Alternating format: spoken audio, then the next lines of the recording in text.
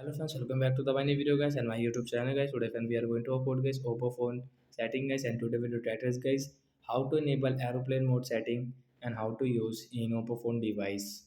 Friends, you want to use guys your Oppo phone guys aeroplane mode setting guys, and guys you want to enable in your Oppo phone device. So how can you enable it today friends? I will show you. I will tell you in this video guys. So first of all guys, open your phone setting to enable your aeroplane mode. So after on phone setting guys, you can see this type setting. So I will search here guys aeroplane mode setting. I will search here guys aeroplane. Friends, you can see aeroplane mode guys. We will tap here connection and sharing option guys. We can enable guys aeroplane mode from here. After enable guys, your all mobile network will off, and guys you cannot call anyone, and guys they cannot contact with you. So guys we can use guys Wi-Fi setting. So guys I will show you. So friends, you can see guys I have connected guys already guys the Wi-Fi network. Friends, you can see Wi-Fi network has connected, so I can use guys Wi-Fi in aeroplane mode setting guys.